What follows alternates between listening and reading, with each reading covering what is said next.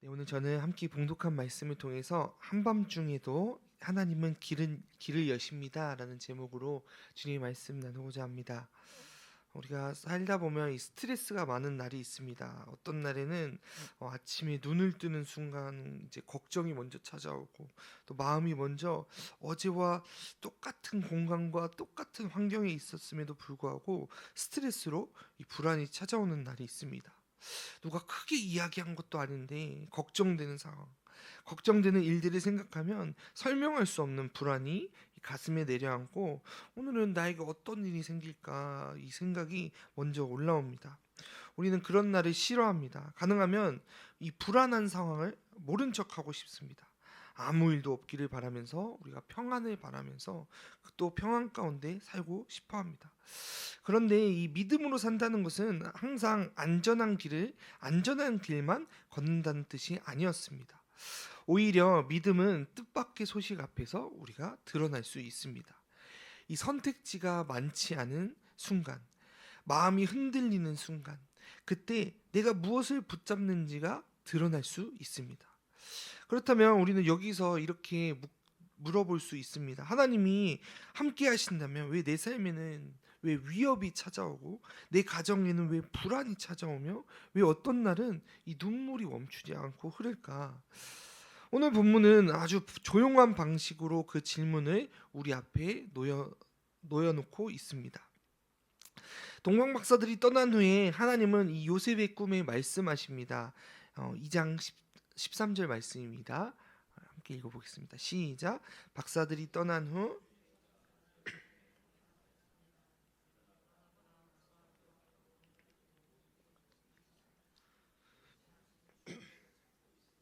내가 말해줄 때까지 거기에 머물러 있어라.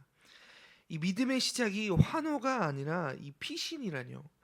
우리는 여기서 마음이 멈춥니다. 더 놀라운 것은 이 요셉이 설명을 요구하지 않았다라는 점입니다. 14절에 보면 그래서 요셉이 일어나 한밤중에 이집트로 떠났습니다라고 이야기합니다. 밤중입니다. 이 마음이 급하죠. 또 조용합니다. 그러나 그 조용함 속에서 이 생명이 지켜지고 있는 것입니다.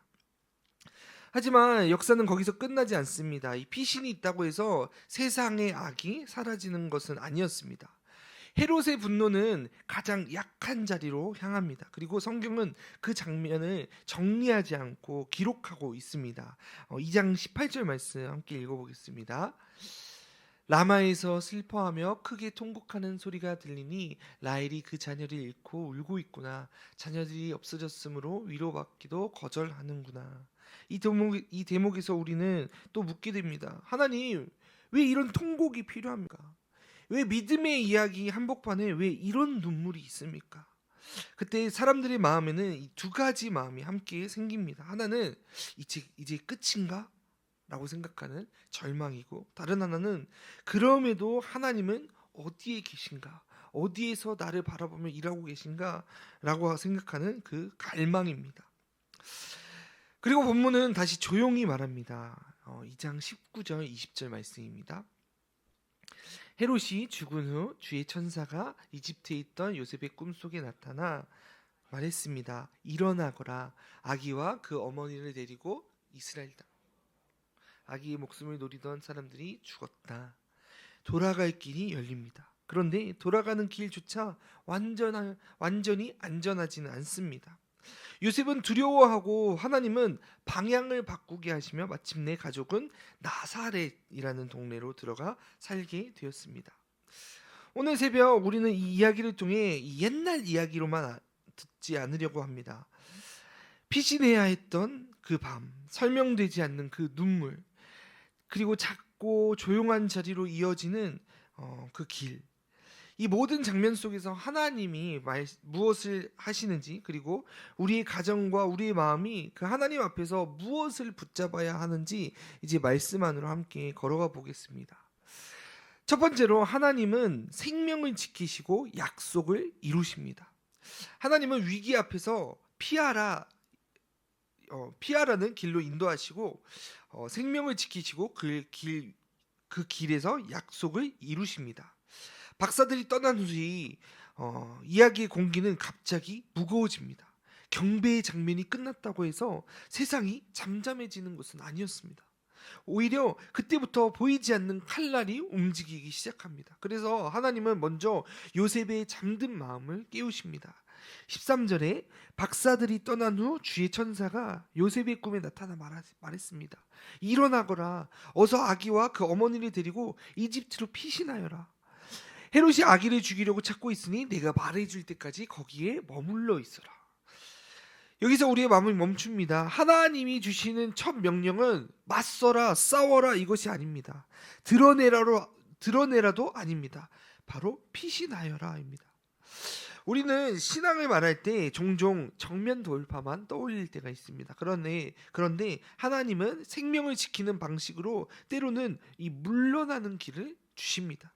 그렇다면 여기서 우리는 이렇게 묻게 됩니다. 왜 하나님은 악을 즉시 꺾어버리지 않으시고 왜 먼저 피하게 하실까요? 그리고 더 현실적으로 우리가 이렇게 물어볼 수 있습니다. 하나님이 지키신다면 왜 이런 번거로운 이동과 불안을 통과하게 하실까요? 본문은 요셉의 반응을 길게 설명하지 않습니다. 이유를 분석하지도 않습니다. 다만 한 문장으로 믿음의 결을 보여줍니다. 14절에 그래서 요셉이 일어나 아기와 그 어머니를 데리고 한밤중에 이집트로 떠났습니다 라고 성경은 말하고 있습니다. 한밤중이라는 말은 우리의 마음에 참 크게 다가옵니다. 낮이라면 최소한 준비할 시간도 있고 사람들에게 설명할 말도 만들어낼 수 있고 마음을 정리할 여유도 있었을 것입니다. 그런데 하나님은 이 요셉을 한밤중에 움직이게 하십니다. 위기 앞에서는 충분히 준비된 마음이 아니라 지금이 순종의 시간인 경우가 많기 때문입니다. 요셉은 감정이 다 정리된 뒤에 떠나지 않습니다. 확신이 완벽해져서 떠나는 것도 아닙니다. 하나님이 말씀하셨다는 사실 하나에 기대어서 그 말씀에 의지하여서 이 가족들을 데리고 어둠 속을 걷고 떠나게 되는 것입니다. 이 순종은 멋진 선언이 아니라 체력과 비용과 위험을 감당하는 실제적인 걸음을 담고 있다는 것이죠. 그리고 성경이 반복해서 아기와 그 어머니라고 부르는 것처럼 그 걸음의 중심에는 늘 연약한 생명이 함께하고 있다는 것이죠. 이제 본문은 한 걸음 더 들어가서 우리가 놓치기 쉬운 하나님의 시선을 보여줍니다. 우리 15절 말씀 함께 읽어보겠습니다. 15절 말씀 시작. 그리고 헤롯이 죽을 때까지 그곳에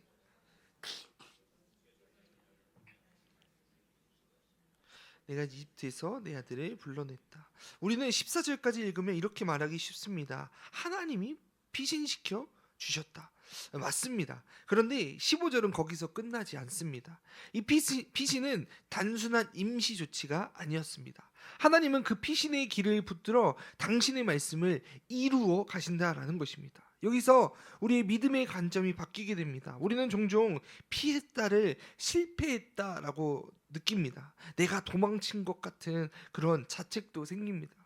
하지만 하나님 안에서 이 피함은 패배가 아니라 보호이고 우애는 방향 상실이 아니라 섭리의 길로 될 수 있다라는 것입니다. 하나님은 당신의 아들을 숨기고 끝내시는 분이 아니라 지키시고 때가 되면 불러내시는 분이십니다. 내가 이집트에서 내 아들을 불러냈다. 사랑하는 성도 여러분, 오늘 말씀에 우리가 붙들 메시지는 분명합니다. 이 위기 속에서 하나님은 우리의 상황을 한순간에 무력으로 정리해버리시는 대신 생명이 살 길을 주십니다. 그리고 그 길이 때로는 이 피신이라는 형태로 오더라도 하나님은 그 길 위에서 하나님의 약속을 이루어 가십니다. 그렇다면 여기서 우리도 조용히 우리에게 물어야 합니다. 지금 주님이 내게 주시는 순종은 무엇입니까?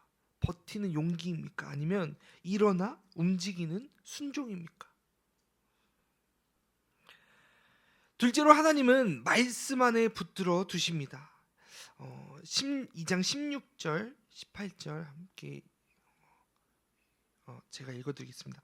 악은 가장 약한 곳을 찌르지만 하나님은 그 통곡을 지우지 않으시고 말씀 안에 붙들어 두십니다. 요셉의 가족이 떠났다는 사실을 알고 나면 마음이 놓입니다. 안전한 곳으로 이동했다라고 생각할 수 있으니까요. 하나님이 지키셨고 길이 열렸고 생명이 보호를 받습니다. 그런데 곧 이런 질문이 우리에게 따라옵니다. 그럼 이제 베들레헴은 안전했을까요? 한 가정이 피신했다고 해서 그 땅에 악이 멈추었을까요? 역사는 그곳에서 멈추지 않았습니다. 본문은 다시 헤롯의 얼굴을 보여줍니다. 본문은 16절에 헤롯은 박사들에게 속은 것을 알고 분이 치밀었다라고 성경은 기록하고 있습니다. 악은 실패했다고 멈추지 않았습니다. 오히려 더 잔인해집니다. 더 확실한 방법으로 지우려고 합니다. 그리고 그 칼끝은 언제나 힘없는 곳으로 향하게 됩니다. 2장 16절 함께 읽어보겠습니다. 16절의 말씀 시작. 헤롯은 박사들에게 속은 것을 알고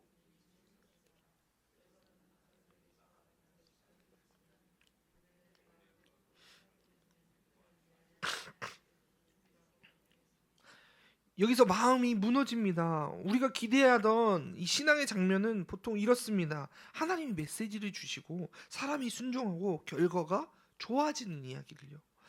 그런데 성경은 우리를 단순한 그런 결론으로 빨리 데려가지 않습니다. 오히려 정직하게 그 사건을 보여줍니다. 하나님이 일하셔도 세상의 악은 실제로 사람을 울린다라는 사실이죠. 그렇다면 여기서 우리는 이렇게 묻게 됩니다. 하나님은 왜 이 비극을 막지 않으셨습니까? 하나님은 그때 어디에 계셨습니까? 이 질문은 불신앙의 질문이 아니라 눈물의 현실을 피하지 않는 사람의 질문입니다. 본문은 그 질문을 덮지 않습니다. 대신 한 문장으로 우리에게 아주 중요한 관점을 줍니다. 17절에 이로써 예언자 예레미야를 통해 하신 말씀이 이루어졌습니다 라고 이야기하는 것입니다. 이 말은 비극이 하나님의 뜻이었다라는 의미가 아니라 하나님은 사륙을 기뻐하시는 분이 아닙니다. 이 문장이 말하고 있는 것은 악이 아무리 잔인해도 하나님을 역사에서 퇴장시키지 못한다라는 사실입니다. 인간의 폭력이 하나님의 이야기를 찢어버리고 중지시킬 수 없다라는 것입니다. 하나님은 이 사건을 그냥 사라지게 두지 않으시고 말씀 안에 기록하여 이 울음은 내가 알고 있다라는 방식으로 붙드십니다. 그래서 성경은 그 통곡을 그대로 보여주고 있죠. 18절에 우리 18절 말씀 한번 읽어보겠습니다. 시작. 라마에서 슬퍼하며 크게 통곡하는 소리가 들리니 자녀들이 없어졌으므로 위로받기도 거절하는구나. 여기서 놀라운 점은 성경이 위로를 서두르지 않았다라는 점입니다.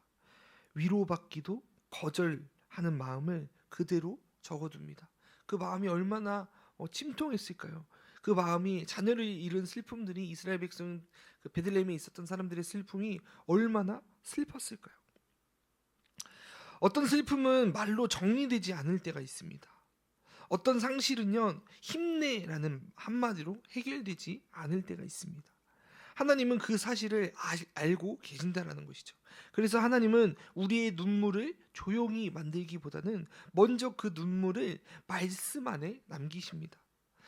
이제 시선을 우리가 좀 더 가까이 가져가 봅시다. 18절에 등장하는 이 라헬은 단지 한 사람의 이름이 아닙니다.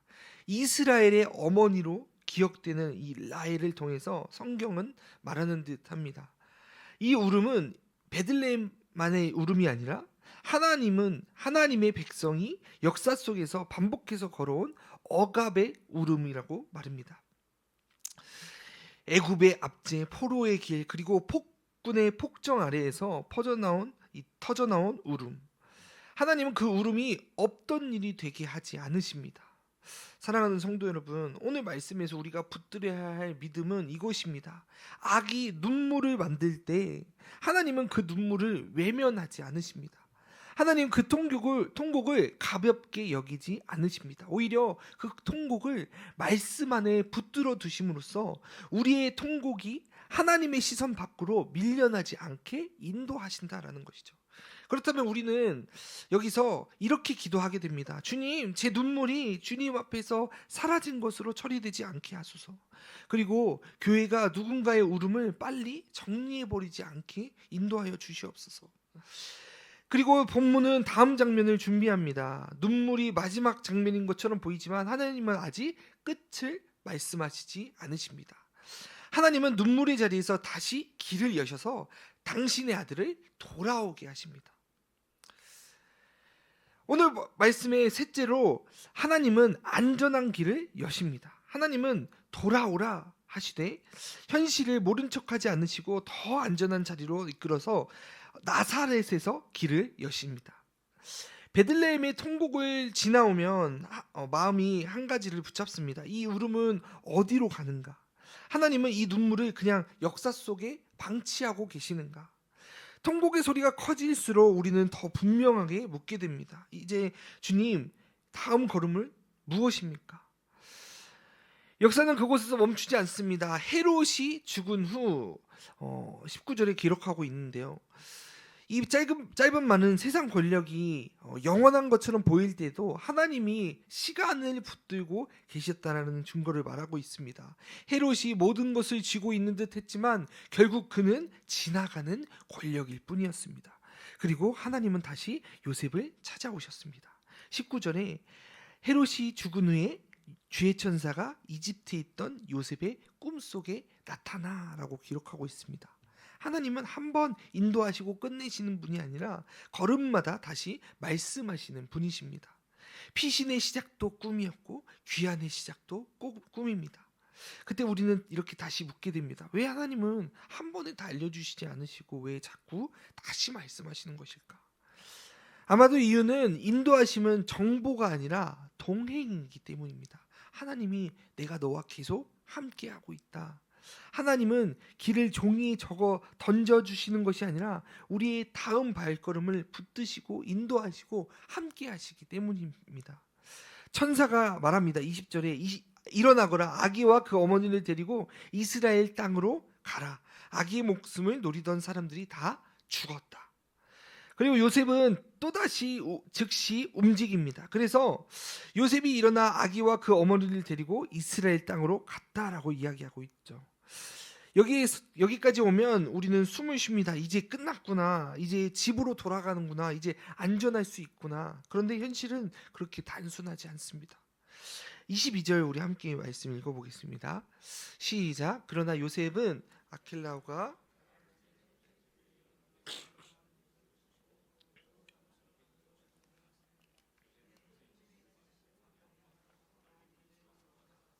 이 장면이 우리에게 마음을 붙듭니다. 큰 위기가 지나가면 모든 불안도 끝나버릴 줄만 알았는데 또 다른 두려움이 고개를 듭니다. 얼굴만 바뀐 권력, 여전히 남아있는 이 폭력의 구조, 다시 흔들리는 안전에 대한 마음들이 있습니다. 요셉의 두려움은 이상하지 않습니다. 성경은 그것을 믿음 없음으로 치부하지 않습니다. 오히려 그 두려움의 지점이 다시 하나님의 인도가 필요한 자리임을 기억하게 하고 보여주고 있다라는 것입니다. 그렇다면 여기서 우리는 이렇게 묻게 됩니다. 하나님, 왜 돌아가는 길에도 두려움이 있습니까? 순종했는데도 왜 상황이 이렇게 복잡해집니까? 하나님은 돌아오라라고 하시면서도 현실을 모른 척하지 않으십니다. 하나님은 이제 다 괜찮아라고 감정만 다독이지 않으십니다. 이 위험을 위험이라고 말씀하시고 더 안전한 길로 방향을 바꾸게 하십니다. 그리고 그의 길의 결론은 놀랍도록 작습니다. 이 나사렛이라고 하는 작은 동네로 들어가 살았다고 성경은 말하고 있습니다. 이 나사렛은 화려한 성읍이 아닙니다. 중심이 아닙니다. 불량한 사람들이 살았던 동네. 사람들이 시선이 비껴난 이 작은 자리입니다. 그런데 하나님은 바로 그 자리에서 이 메시아를 자라게 하십니다. 여기서 마음이 한 번 더 전환됩니다. 우리는 보통 하나님이 일하시면 더 큰 자리로, 더 좋은 자리로 옮겨주실 거라고 생각합니다. 더 안전하고 더 인정받고 더 칭찬받을 수 있는 그런 자리로요. 그런데 하나님은 오히려 이 작은 자리로 이끄십니다. 왜냐하면 이 메시아의 길은 처음부터 낮아짐의 길이기 때문입니다.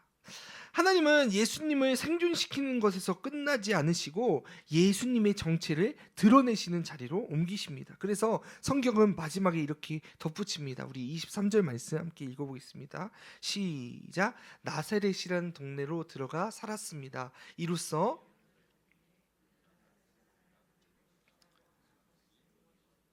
사랑하는 성도 여러분, 오늘 본문이 주는 세 번째 메시지는 이것입니다. 하나님은 우리를 돌아오게 하시되 현실의 위험을 무시한 채 밀어붙이지 않으십니다. 필요하면 방향을 바꾸게 하십니다. 그리고 그 방향 전환이 우리 눈에는 작아지는 길처럼 보일지라도 하나님은 그 작은 자리에서 당신의 약속을 더 깊게 이루어 가시는 분이십니다. 그러니 오늘 우리는 이렇게 고백할 수 있습니다. 주님, 제 인생이 원래 계획했던 자리로 가지 못해도 괜찮습니다. 주님이 지시하는 자리라면 그곳이 나사렛이어도 괜찮습니다. 이렇게 기도할 수 있습니다. 그리고 또 이렇게 기도할 수 있습니다. 주님, 제 가족을 지키시고 제 아이를 지키시고 낯선 땅에서도 주님의 뜻을 이루어가게 하여 주시옵소서. 크고 화려한 자리보다 주님이 함께 하시는 자리를 선택하게 하여 주시옵소서. 통곡의 소리가 멎지 않았는데도 하나님은 역사를 멈추지 않으셨습니다. 애굽으로 내려가게 하신 것도 다시 이스라엘로 돌아오게 하신 것도 마지막에 이 나사렛이라는 동네로 방향을 틀게 하시는 것도 모두 한 가지를 말하고 있습니다. 하나님은 당신의 아들을 지키시고 그 아들을 통해서 당신의 백성을 구원하시는 일을 한 번도 내려놓지 않았다라는 사실을요. 그렇다면 우리는 이렇게 묻게 됩니다. 나는 하나님이 주시는 길을 정답으로만 찾고 있지는 않았습니까? 내 계획대로 곧장 가는 길만이 하나님께서 인도하시는 길이라고만 생각하면서 피신하는 길은 실패로, 어떤 우회하는 길은 손해로, 작은 자리로 내려가는 길은 후퇴로 여기지는 않았습니까? 그런데 오늘 하나님께서는 우리에게 이렇게 설득하십니다. 피하는 길에서도, 울음의 자리에서도, 작은 동네에서도 하나님은 여전히 일하시고 약속을 이루신다라고 말입니다. 베들레헴에서는 왕의 칼날이 번뜩였고 라마에서는 이 라헬의 울음소리가 들렸습니다. 그러나 그 칼날이 하나님의 계획을 끊지 못했고 그 울음이 하나님의 약속을 지우지 못하였습니다. 오히려 하나님은 그 어둠을 통과하며 당신의 아들을 불러내시며 또 돌아오게 하시고 정착하게 하셨습니다. 그리고 그 아들을 훗날 우리의 죄와 슬픔과 두려움을 모두 짊어지기 위해 더 깊은 어둠 속으로 걸어가실 것입니다. 그러니 오늘 이 말씀은 단지 요셉 가족의 안전 이야기가 아니라 우리의 구원이 어떤 방식으로 이어져 왔는지 보여주는 이야기라는 것입니다. 사랑하는 성도 여러분, 오늘 말씀을 마무리하고자 합니다. 오늘 우리가 붙들 메시지는 분명합니다. 하나님은 우리의 삶을 즉시 해결로 인도하지 않으십니다. 대신 살아내게 하십니다. 위험을 피하게 하시고 눈물을 외면하지 않으시고 때로는 나사렛과 같은 작은 자리에서 새 역사를 자라게 하십니다. 그러므로 오늘 우리의 믿음은 이렇게 고백하는 자리로 나아가야 합니다. 주님, 제 길이 예상 밖으로 꺾여도 주님이 함께 하시면 괜찮습니다. 제 자리가 작아져도 낯선 땅이 되어도 주님이 말씀하시면, 주님이 말씀하는 곳으로 이끌어 주시면 그곳이 가장 안전한 자리입니다. 이 새벽 우리의 가정과 우리의 자녀와 우리의 불안과 우리의 타지 생활을 주님 손에 다시 올려드립시다. 주님은 피난길에서도 이 통곡의 자리에서도 이 나사렛같이 이 작은 동네에서도 구원을 이끌어 가시는 분이십니다. 그리고 그 주님이 오늘도 우리에게 말씀하십니다. 일어나거라, 데리고 가거라, 내가 말해줄 때까지 머물러 있어라, 또 방향을 바꿔라.